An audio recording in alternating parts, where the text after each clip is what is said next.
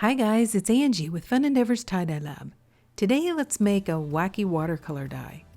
I've made a shirt similar to this one before, but I don't really know what to call it, so I'm just calling it a wacky watercolor. I have the shirt turned inside out and it's face up on my table. To do this fold, I'm gonna grab just random areas on the shirt, and when I grab the shirt, I'm grabbing both sides. So I'm going to grab both layers of the shirt, the front and the back at the same time.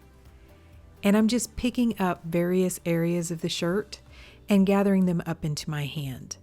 You can either gather up large amounts of the shirt or smaller areas. That's up to you. Once I have pretty much the entire shirt gathered up, I'm going to grab some rubber bands and put around the shirt to hold these areas in place.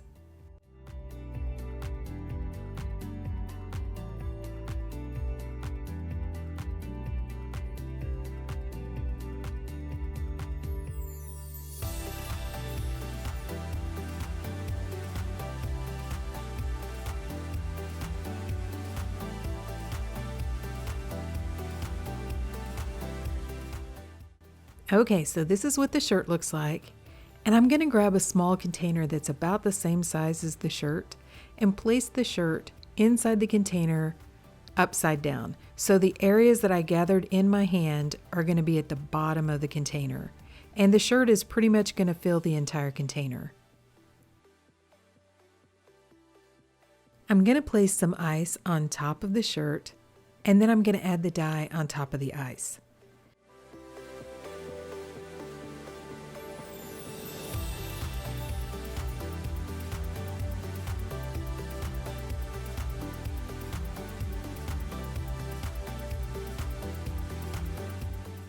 I filled this container all the way up to the top with ice, so I'm going to place this container down inside of a little bit larger one, just so that if any of the ice melts and falls over the side, it doesn't make a mess.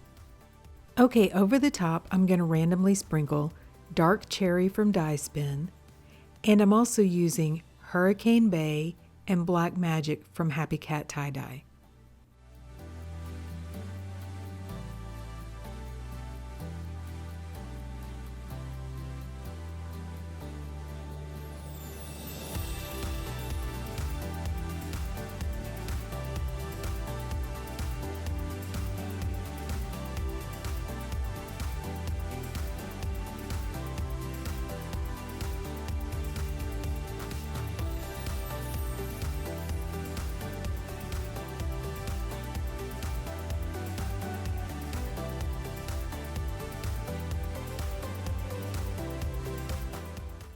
I'm going to add an additional sprinkle of soda ash over the top and then place this container aside and allow the ice to melt.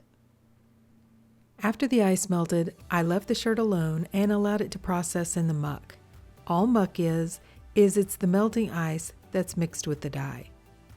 I left the shirt for about 48 hours after all the ice melted, and then I took it to my utility sink and I started to rinse it in cold water. I rinse in cold water to rinse out the soda ash. Once the soda ash is out of the shirt, the likelihood of the shirt bonding with any dye that might still be active is greatly reduced. I was a little bit surprised when I pulled the shirt out of the muck and I saw that there was still some white left on the very bottom, or what is the front side of the shirt. I'm not going to judge it yet though. I'm going to go ahead and rinse the shirt out and see what happens.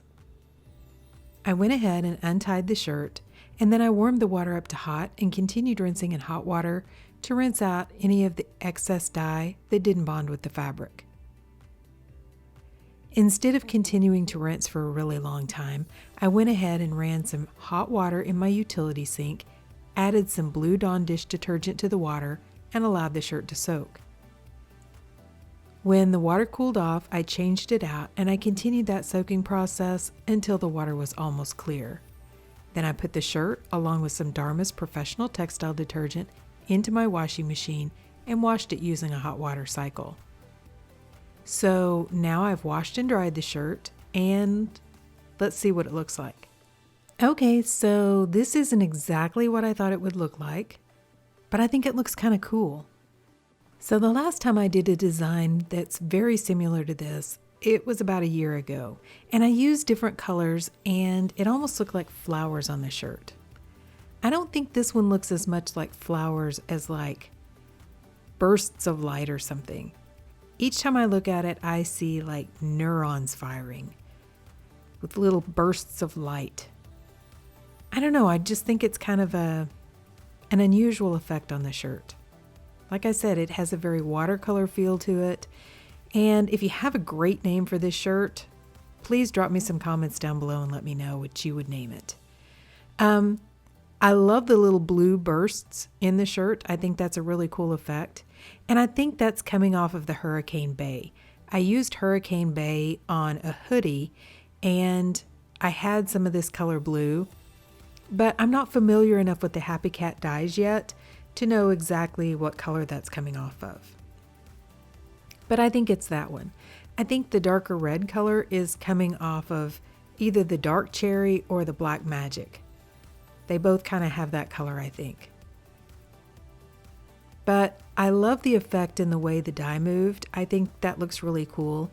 And I was a little bit concerned about the white that I had on the shirt when I pulled it out of the muck. It's not very noticeable on the shirt.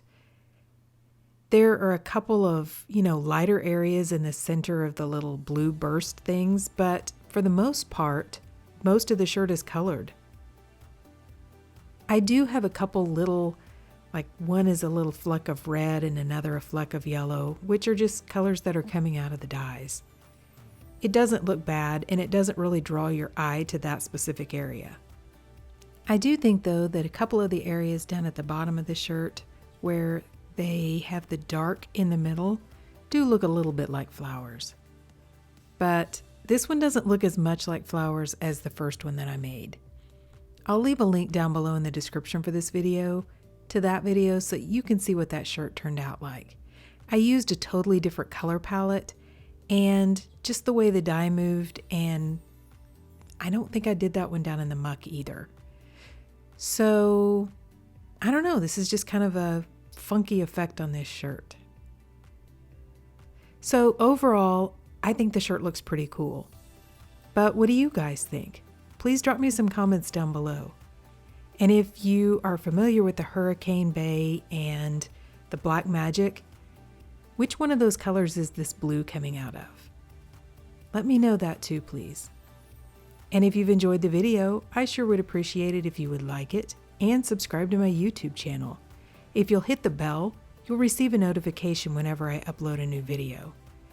Thank you all for watching, and I hope you have a great day.